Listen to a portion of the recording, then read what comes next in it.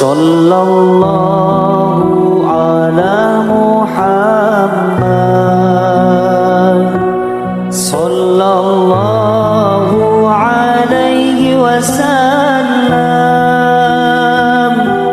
sallallahu ala Muhammad, sallallahu. Rasulullah mengeluarkan air 1.500 orang untuk bersuci dengan air dari tangan Nabi Muhammad. Bagaimana? Karena mereka nggak tahu cerita Nabi Muhammad. Gitu. Ada boleh teman-teman. Ini mungkin kajian ini lebih ke pembedahan tentang masalah asal usul peringatan Nabi Muhammad SAW. Insyaallah mudah-mudahan sedikit ini menjadi ilmu yang bermanfaat buat kita semua ya. Oke teman-teman, masih ada waktu kurang lebih 25 menit sampai ke waktu maghrib. Silakan. Dari akhwat kalau ada yang mau bertanya bisa WA ke Ikhwan atau bisa dikirim catatan. Mohon maaf. Assalamualaikum warahmatullahi wabarakatuh. Ustaz, misalkan saya kan mazhab Imam Syafi'i, Ustaz ya. Terus ketika mau taklid ke mazhab lain, kayak misal wudu, kita kan harus, kalau nggak salah Ustaz ya, yang saya tahu pembatalan sama cara wudunya harus sama Ustaz ya. Nah istilahnya kalau kita contoh, saya yang belum paham tentang Jumatan Ustaz ya. Misalkan kita mazhab Syafi'i terus mengikuti mazhab lain, itu istilahnya kalau kita mau ikuti mazhab lain itu syaratnya seperti apa Ustaz? Seperti itu. Sebenarnya gini, ada kebiasaan praktek ibadah yang dijalankan, kemudian ada juga keluar dari kebiasaan. Kebiasaan kita mayoritasnya Syafi'i, dan keluar dari Syafi'i yang mazhab yang tiga. Maka pada saat keluar dari mazhab yang tiga itu, karena keluar dari kebiasaan kita, itu secara adabnya ada taklid. Taklid itu apa? Dalam hati saya niat mengikuti mazhab yang lain. Katakanlah mazhab Imam Malik misalnya. Kenapa dibiasakan begitu? Agar tidak adanya talfiq di dalam kehidupan. Apa artinya talfiq? Talfiq itu mengumpulkan segala pendapat termuda dalam setiap hal, diambil yang paling ringan. Saya kasih contoh. Mudah mazhab Syafi'i, mazhab Hanafi. Tapi kalau bab tolak, itu yang paling mudah mazhab Syafi'i. Nah nggak bisa saat nikah pakai mazhab Syafi'i, saat nolak pakai mazhab Abu Hanifah, saat nolak pakai mazhab Syafi'i. Seperti wudu yang paling mudah itu mazhab Syafi'i. Pembatalannya cuma berat. Pembatalan paling mudah di luar Syafi'i. Salah satu contoh, suami istri nggak gatal misalnya. Ini salah satu contoh. Akhirnya dia wudu ngambil yang mudah ke Syafi'i, pembatalan ngambil yang mudah ke Maliki. Tentu di dalam mazhab ini Zaid mazhab Imam Zaidi tentu itu nggak gatal. Akhirnya dia pada saat kentut dia apa? Ikut ke sana. Kentut tadi nama ikut ke mazhab Zaidi kan? Nggak batal. Mazhab Imam Ja'far tidur itu nggak batal wudu.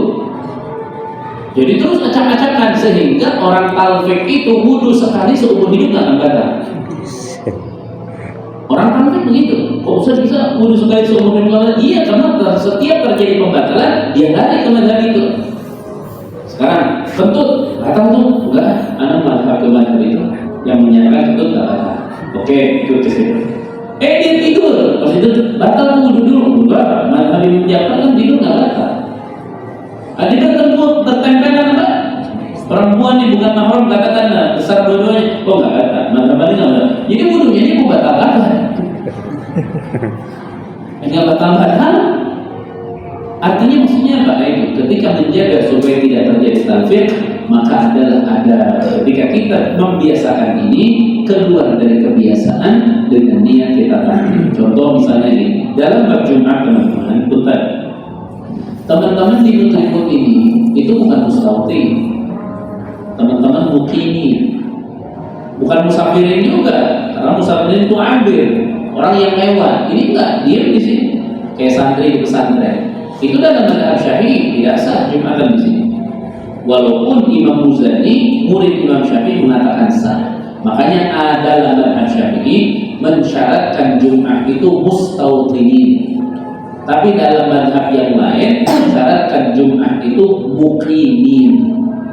Makanya ketika syaratnya muqimin, santri Jumatan di pesantren misalnya ada yang buat bisa sah, karyawan buat di pabriknya sah.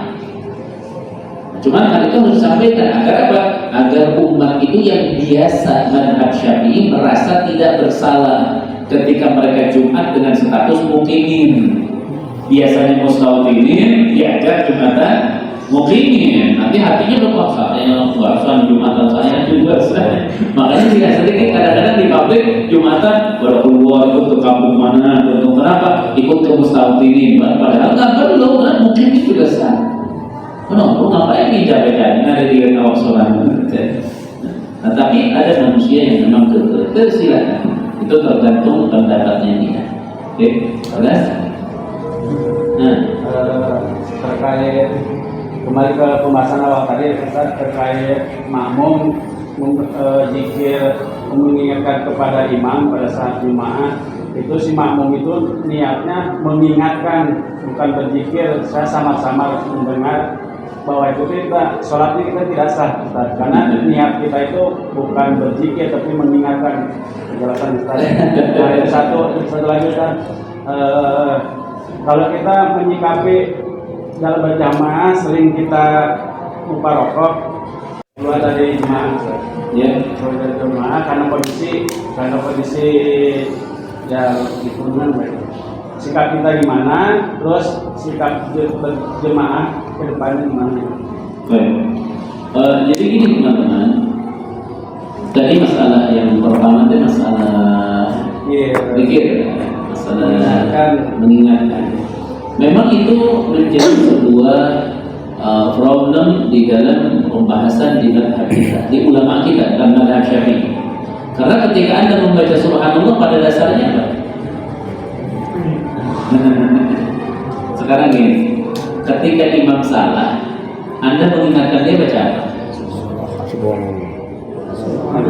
Berarti membaca Subhanallah itu memang tujuannya apa? Mengingatkan karena para penyakit. Anda kan mengingat kalau itu yang menjadi sebuah pembahasan kadang-kadang diparalelkan. Nih teman-teman, perhatikan. Membaca zikir di dalam sholat itu ada yang sifatnya di luar sholat, di luar tujuan sholat. Contoh gini, Abi misalnya sedang di kamar sholat sendiri, Umi ini sholat fardu nih, kalau sholat sunat lain jadi sholat fardu. Ibunya manggil-manggil, misalnya Abi mau ngomong lagi sholat, mau batalin gak mungkin. Kalau sholat gimana? Itu Anda niat zikir dalam hati. Saya niat zikir Subhanallah. Itu tuh memberitahukan kepada siapa? Kepada orang yang di luar itu bahwa saya lagi sholat. Jadi Umi itu tahu, oh lagi sholat ternyata. Itu lebih kepada itu. Sekarang gini, saya lagi sholat. Saya dititipkan HP oleh Ustaz Haji. Saya lagi sholat nih, Allahu Akbar. Kata Ustaz Haji, itu lagi sholat dan urusan saya ambil gimana? Saya nggak ambil, saya harus buru-buru. Misalnya ini gambaran. Ustaz Haji, anak ambil handphone. Saya lagi sholat nih, nggak mungkin. Oh iya, ambil aja. Batal. Nggak mungkin. Boleh saya membaca zikir Quran, tapi niatnya zikir. Nawaitu zikir, saya niat. Khudil kitab bi quwwah. Ambillah kitab dengan kekuatan. Maksud tujuan saya itu apa? Ya ambil handphone gitu, tapi pakai ayat Al-Quran. Nah ketika mengucapkan ayat-ayat itu baru mesti niat zikir. Alhamdulillah, all praises to Allah, all praises to Allah.